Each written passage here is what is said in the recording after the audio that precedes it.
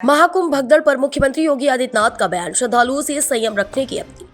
मुख्यमंत्री योगी आदित्यनाथ ने महाकुंभ में हुई भगदड़ को लेकर स्थिति स्पष्ट करते हुए कहा कि प्रशासन पूरी मुस्तैदी से कार्य कर रहा है और किसी भी श्रद्धालु को घबराने की जरूरत नहीं है। उन्होंने सभी से अफवाहों पर ध्यान न देने और संयम बनाए रखने की अपील की। मुख्यमंत्री ने बताया कि अब तक 3 करोड़ से अधिक श्रद्धालु पवित्र संगम में स्नान कर चुके हैं।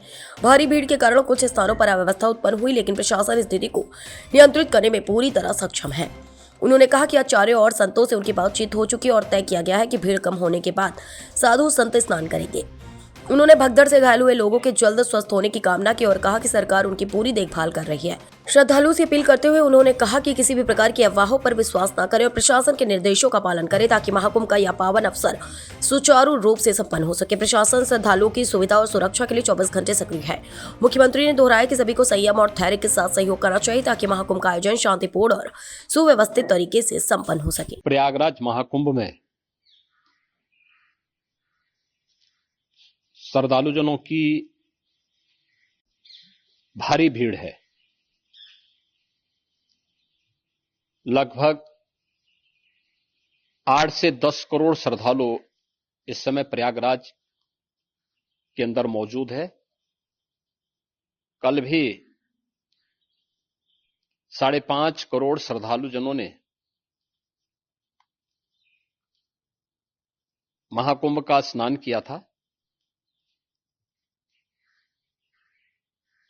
ये जो भारी दबाव श्रद्धालुजनों के कारण और श्रद्धालुओं के संगम नोच पर जाने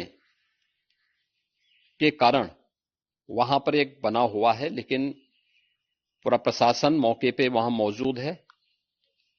रात्रि को 1 से 2 बजे के बीच में अखाड़ा मार्ग पर, जहां पे अखाड़ों के अमृत स्नान के दृश्य से बैरिकेड्स भी किए गए थे, तो बैरिकेड्स को फांद करके आने में कुछ श्रद्धालु गंभीर रूप से घायल हुए हैं। उन्हें तत्काल हॉस्पिटल में पहुंचा करके उपचार आदि की व्यवस्था उनके लिए की गई है। उनमें से कुछ श्रद्धालु गंभीर रूप से घायल हैं। लगातार प्रशासन स्थानीय स्तर पर श्रद्धालुओं की सकुशल स्नान कराने के दृष्टि से रात्रि को कल सायंकाल 6:30-7 बजे से ही मौनी अमावस्या का मुहूर्त प्रारंभ होने के बाद से ही लगातार लगा हुआ है। प्रयागराज में महाकुंभ में श्रद्धालुजनों के सकुशल स्नान करने, अमृत स्नान के लिए देश भर से आए हुए श्रद्धालुजनों की व्यवस्था के लिए, उनके कुशल क्षेम के लिए आदरणीय प्रधानमंत्री जी का प्रातःकाल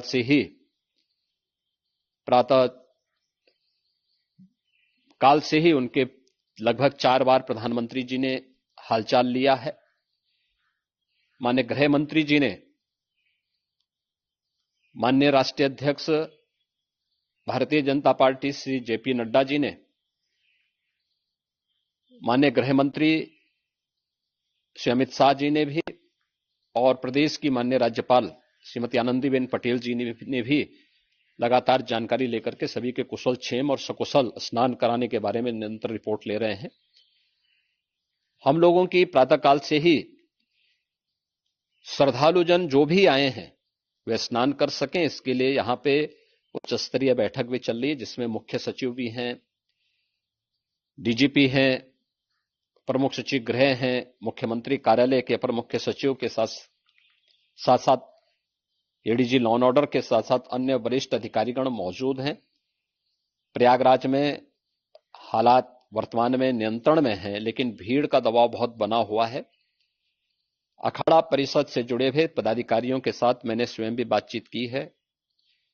आचार्य महामंडलेश्वरों से भी, पूज्य संतों के साथ भी मेरी बातचीत हुई है और पूज्य संतों ने बड़ी ही विनम्रता के साथ इस बात को कहा है कि नहीं, श्रद्धालु जन पहले स्नान करेंगे और फिर जब उनका दबाव कुछ कम होगा और वे सकुशल वहां से निकल जाएंगे, तब हम लोग स्नान करने के लिए संगम की तरफ जाएंगे।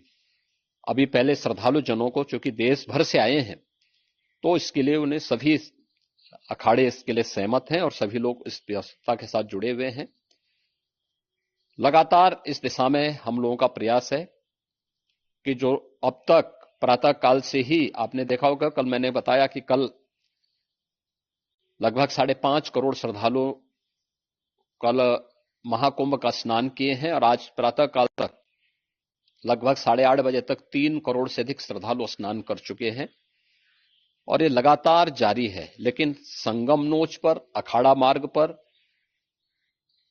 नागवासुकी मार्ग पर लगातार दबाव बना हुआ है और वहां पर श्रद्धालु जनों की सुविधा के लिए भी हर प्रकार की वहां पर प्रशासन पूरी मुस्तैदी के साथ लगा हुआ है।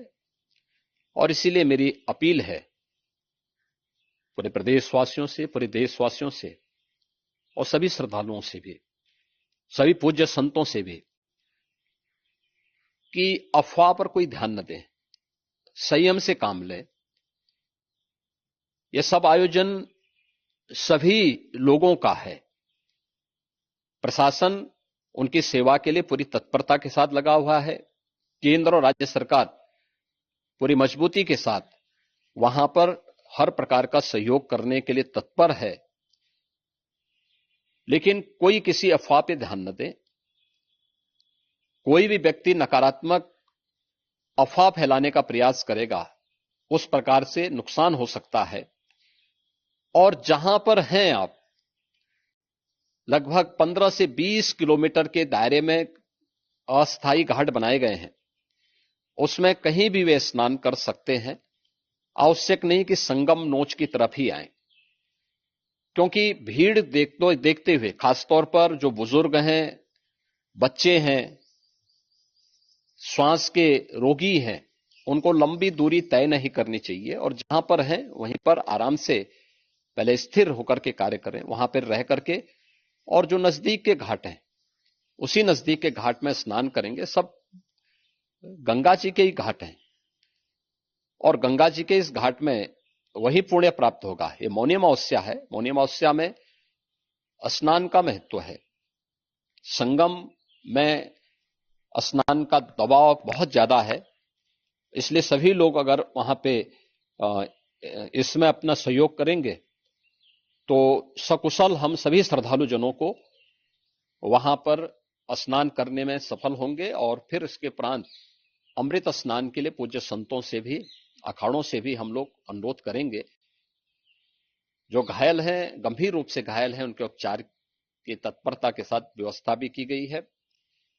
उन सबके सकुशल स्वस्थ होने की भी हम कामना करते हैं। लेकिन मेरी अपील होगी कि कोई भी नकारात्मकता न फैलाने दें और न किसी अफवाह पर विश्वास करें। स्थिति नियंत्रण में है। हां, दबाव जरूर है, क्योंकि मैंने आपको बताया कि प्रातः काल से सुबह 8:30 बजे तक 3 करोड़ से अधिक श्रद्धालु स्नान कर चुके हैं और पूरे मेला क्षेत्र में अगर हम देखेंगे, प्रयागराज में हम देखेंगे तो लगभग 9 से 10 करोड़ श्रद्धालु इस समय वहां पर मौजूद है, जिसमें से 3 करोड़ यह वापस जा रहा है। इसके लिए रेलवे ने भी मेला स्पेशल लगाई हुई है। प्रातः काल से लगभग 40 मेला स्पेशल प्रयागराज स्टेशन से, जोशी स्टेशन से, अन्य स्टेशन से श्रद्धालुओं को लेकर के सकुशल स्नान कराने के बाद उनको लेकर के गंतव्य की ओर आगे बढ़ी है और लगातार ये प्रक्रिया वहां पर आगे बढ़ाई जा रही है। होर्डिंग एरिया भी बनाए गए हैं। प्रशासन जो वहां पर डायरेक्शन दें, मुझे लगता है सब लोग उसका पालन करेंगे तो सकुशल, क्योंकि पूरा दिन भर देर रात्रि तक अमृत स्नान का मुहूर्त है। मौनी अमावस्या का जो मुहूर्त है पूरे रात्रि भर है। इसलिए ये नहीं हो केवल इस पे कि हम अभी स्नान करेंगे, आवश्यक नहीं, कभी भी आप स्नान कर सकते हैं। तो उस पर जरूर सभी से मेरी विनम्र अपील होगी कि वे लोग उस पे सहयोग करेंगे तो सकुशल सभी को स्नान कराने में और सकुशल इस महापर्व को आयोजित करने में प्रशासन को और शासन को मदद मिलेगी।